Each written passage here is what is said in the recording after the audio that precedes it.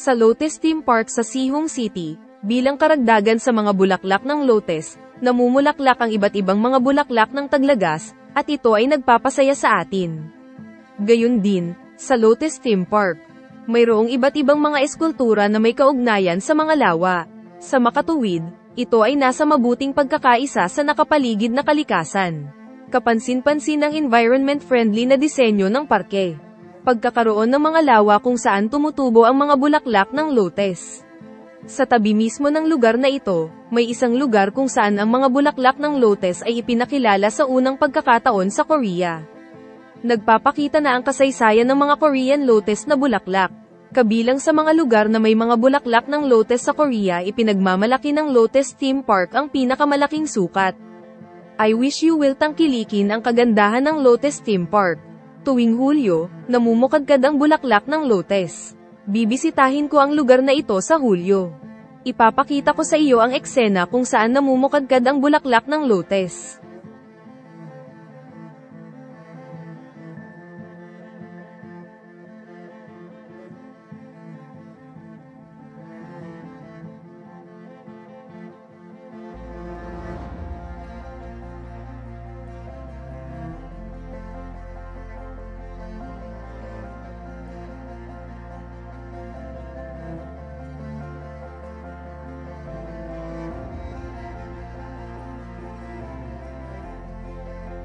Inaakala na maaari itong lumaki sa labas, ngunit kung mayroon kang angkop na palayok at kapaligiran, maaari itong lumaki sa loob ng bahay. At hindi ito nangangailangan ng maraming tubig gaya ng iniisip mo, at hindi na kailangang mag-alala tungkol sa kalidad ng tubig. Siyempre, dahil ito ay nasa loob ng bahay.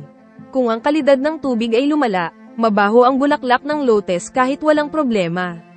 Ngunit kailangan ito ng isang malaking palayok tulad ng isang aquarium o isang palayok kung saan ang mga ugat ay maaaring kumalat ng malalim, at dahil ito ay isang aquatic na halaman.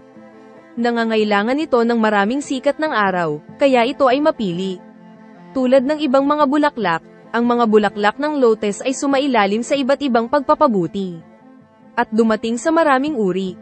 Kung plano mong palaguin ang mga ito sa loob ng bahay, ipinapayong pumili ng maliliit na varieties. Hindi ito nangangahulugan na hindi mo maaaring palaguin ang malalaking lahi sa loob ng bahay.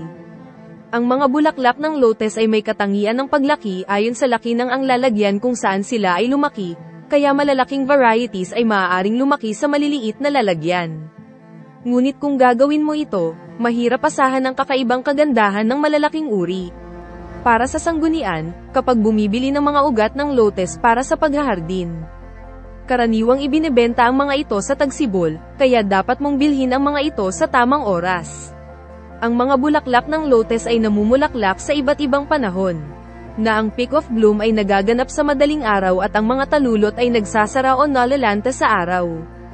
Iniiwasan ang seedsack ng lotus flower dahil sa malalaking buto sa loob ng sako ay nakalabas at medyo nakakadiri. Noong 2017, ang ilang tirahan ng migratory bird ay ginawang mga abandonadong lugar. Dahil sa labis na paglaki ng mga bulaklak ng lotus.